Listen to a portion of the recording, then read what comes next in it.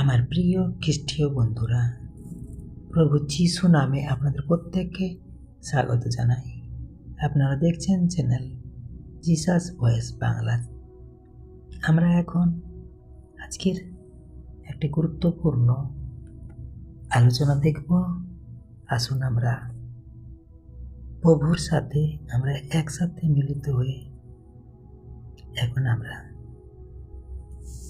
আজকের প্রশ্ন আমরা দেখি।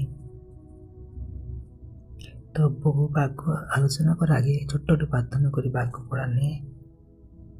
ঈশ্বরের মহান ঈশ্বর পিতা, তোমার চরণ তলে এখন আসতে পেরেছি, আসার জন্য আমাদেরকে সময় সুযোগ করে দিয়েছে পিতা, তার জন্য লাখ কোটি ধন্যবাদ। এই মুহূর্তে স্পর্শ করো, এই মুহূর্তে টাচ করো, এই মুহূর্তে অনুগ্রহ করো পিতা। আমরা এখন তোমার বাক্য অধ্যয়ন করব। তোমার বাক্য আমরা যাতে বুঝতে পারি, জানতে পারি, শিখতে পারি, হৃদয়ন্তরে রাখতে পারি। আমাদের হৃদয়ন্তরকে পরিবর্তন করো। সেই জন্য আমরা এখন তোমার বাক্যের মাধ্যমে আমরা যেন আত্মিক খাদ্য, আত্মিক শক্তি ও আত্মিক জীবন লাভ করার জন্য আমাদের আত্মিক চক্ষু ও আত্মিক কর্ণ ও আত্মিক জ্ঞানের ভাণ্ডার খুলে দাও, আর সমস্ত দিক থেকে রক্ষা করো। আর তোমার বাক্যে যেন আমরা প্রচুর ফলবান হতে পারি। বিশ্বাস করি প্রার্থনা শুনেছে, উত্তর দিয়েছে, আর প্রার্থনা করছি খ্রিস্ট তোমার পবিত্র নামে এই প্রার্থনা আমি চাই। Amen, amen. জয় যিশু। তো আমরা এখন বাক্যের বিষয়ে আসি।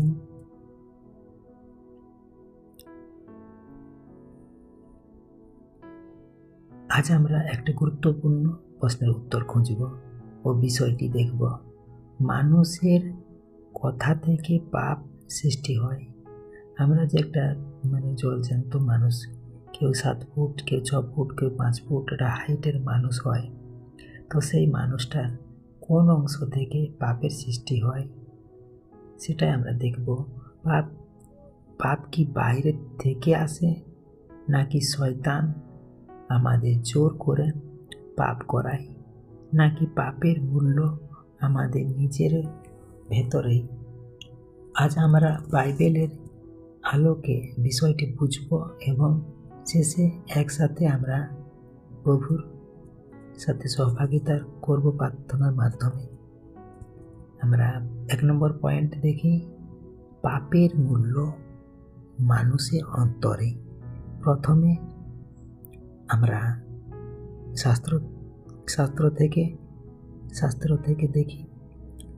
মার্ক 7 অধ্যায় 20 থেকে 23 পদ, যা মানুষের ভেতর থেকে বের হয় তাই মানুষকে অপবিত্র করে, কারণ অন্তর থেকে দুষ্ট চিন্তা, ব্যভিচার, চুরি, হত্যা এগুলোই মানুষকে অপবিত্র করে। ঈশ্বর তার বাক্যে বলছেন, প্রভু যিশু স্পষ্ট করে বলেছেন, পাপের মূল্য আমাদের অন্তরে, আমাদের হৃদয়ে। আমরা প্রায় বলি, ওই লোকটা আমাকে রাগিয়ে দিল, পরিস্থিতি এমন ছিল তাই ভুল করেছি। কিন্তু প্রভু যিশু বলছেন, বাইরের ঘটনা নয়, আমাদের ভেতরের অবস্থায় পাপের উৎস। আমরা 2 নম্বর পয়েন্ট এবারে দেখি, মানুষের হৃদয় স্বভাবতই পাপময়। আমরা শাস্ত্র থেকে দেখি বাক্য, জেরেমিয়া 17 অধ্যায় 9 পদ, হৃদয় সব কিছুর চেয়ে প্রতারণাপূর্ণ এবং অত্যন্ত অসুস্থ। ঈশ্বর তার বাক্যে বলছেন, আমরা প্রায়ই নিজের হৃদয়ের উপর ভরসা করি, কিন্তু বাইবেল বলছে মানুষের হৃদয় প্রতারণাপূর্ণ। আমরা নিজেদের কাছে সঠিক মনে হতে পারি, কিন্তু ঈশ্বরের হৃদয়ের গভীরতা দেখেন। 3 নম্বর পয়েন্ট আমরা দেখি, পাপের সূচনা আদম ও হবার মাধ্যমে। আদিপুস্তক 3 অধ্যায় আমরা যদি পড়ি, সেখান থেকে আমরা কিন্তু প্রথম মানুষের যে পাপ এসেছিল, মানুষ বা অন্যান্য জীবজন্তুর মধ্যে যে পাপের সৃষ্টি হয় এখান থেকে আমরা পাই। আদম ও হবা ঈশ্বরের আদেশ অমান্য করলেন, সেই অবাধ্যতার মাধ্যমে পাপ পৃথিবীতে প্রথম প্রবেশ করল। রোমিও 5:12 একজন মানুষের মাধ্যমে পাপ জগতে প্রবেশ করল। ঈশ্বর বাক্যে বলেন, আমরা পাপ করতে শিখি না, আমরা পাপী স্বভাব নিয়ে জন্মাই। এটা বলে পাপী স্বভাব।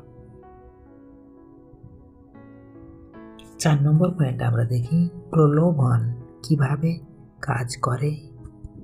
আমরা শাস্ত্রের দিকে দেখি, যাকব 1:14-15 প্রত্যেকে নিজের কামনায় টান পড়ে প্রলুব্ধ হয়, কামনা গর্ভবতী হয়ে পাপ জন্ম দেয়। ঈশ্বর তার বাক্যে বলছেন, এখানে আমরা ঈশ্বর তার বাক্যে বলছেন 4টা পয়েন্ট আমরা দেখি। মনে ইচ্ছা জন্মায়, 2 ইচ্ছা লালন পালন করা হয়, 3 নম্বরে কাজ করা হয়, 4 নম্বর পাপ মৃত্যু আনে। শয়তান প্রলোভন দেয়, কিন্তু সিদ্ধান্ত আমরা নেই। এবার 5 নম্বর পয়েন্ট আমরা দেখি, পাপের ফলাফল। রোমিও 6:23 পাপের মজুরি মৃত্যু, পাপের বেতন মৃত্যু। তাই পাপ আমাদের ঈশ্বর থেকে বিচ্ছিন্ন করে, আত্মিক মৃত্যু আনে, অপরাধ বোধ দেয়, সম্পর্ক ভেঙে দেয়। আমরা 6 নম্বর পয়েন্ট দেখি, সমাধান কি। সুসংবাদ হলো পাপে শেষ কথা নয়। আমরা শাস্ত্রের দিকে দেখি, যোহন 3:16 ঈশ্বর জগৎকে এমন ভালোবাসলেন যে তিনি তার একমাত্র পুত্রকে পৃথিবীর জন্য দিলেন, বা পৃথিবীর জন্য আমাদের কাছে পাঠালেন ওনার একমাত্র পুত্রকে। তো আরেকটি আমরা শাস্ত্র থেকে আরেকটি বাক্য দেখি, 1 যোহন 1:9 যদি আমরা আমাদের পাপ স্বীকার করি, তিনি বিশ্বস্ত। ঈশ্বর তার বাক্যে বলছেন, প্রভু যীশু খ্রিস্ট আমাদের পাপের শাস্তি নিজের উপর নিলেন, আমরা অনুতাপ ও বিশ্বাসের মাধ্যমে ক্ষমা পেতে পারি।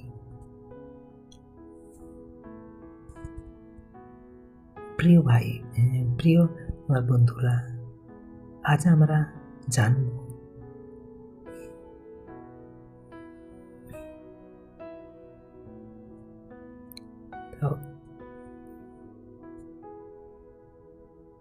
তাহলে আমরা জানলাম আজকে যেটা প্রশ্ন, আজ আমরা যেটা জানলাম প্রশ্ন, মানুষের পাপ কোথা থেকে আসে? পাপ কি শুধুই ভুল কাজ, নাকি তার শিকড় আমাদের অন্তরে?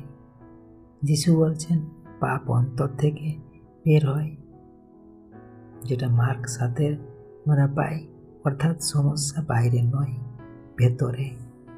জেরেমিয়া 17:9 বলে, হৃদয় প্রতারণাপূর্ণ। আমরা নিজেদের ভালো ভাবতে পারি, কিন্তু ঈশ্বর জানেন আমাদের গভীর চিন্তা। আদম অবাধ্যতার মাধ্যমে পাপ পৃথিবীতে প্রথম প্রবেশ করল, এবং রোমিও 5:12 আমরা সবাই সেই পতিত স্বভাবের অংশীদার। যাকব 1:14-15 আমাদের শেখায়, পাপ শুরু হয় মনে, মনে ইচ্ছা, ইচ্ছা কাজ, কাজ পাপ, পাপ মৃত্যু। তা আজ প্রশ্ন হলো, আমরা হৃদয় কি শুদ্ধ? আমার হৃদয় কি শুদ্ধ? আমি কি ঈশ্বরের সমানে সৎ? পাপ লুকানো যায় না, কিন্তু স্বীকার করলে ক্ষমা পাওয়া যায়। তো আসুন ঈশ্বরের আপন বাক্যে প্রত্যেক আশীর্বাদ করুক। আমেন। জয় ঈশ্বর, হালেলুয়া। তো আসুন আমরা একসাথে প্রভুর প্রার্থনাতে আমরা এখন নত স্বীকার করি।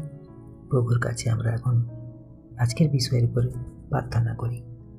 হে স্বর্গীয় পিতা, আজ আমরা স্বীকার করছি যে আমাদের হৃদয় শুদ্ধ নয়, আমাদের ভিতরই পাপের উৎস। প্রভু যিশু, তুমি আমাদের জন্য ক্রুশে প্রাণ দিয়েছ। আমাদের পাপ ক্ষমা করো, আমাদের হৃদয় শুদ্ধ করো। পবিত্র আত্মা আমাদের চিন্তা, কথা ও কাজে পবিত্রতা দাও। আমাদের প্রলোভনের উপর জয়ী হতে সাহায্য করো। আমরা আমাদের জীবন তোমার হাতে সমর্পণ করছি। যিশুর নামে প্রার্থনা করি। Amen, amen, amen. জয় যিশু। Praise the Lord.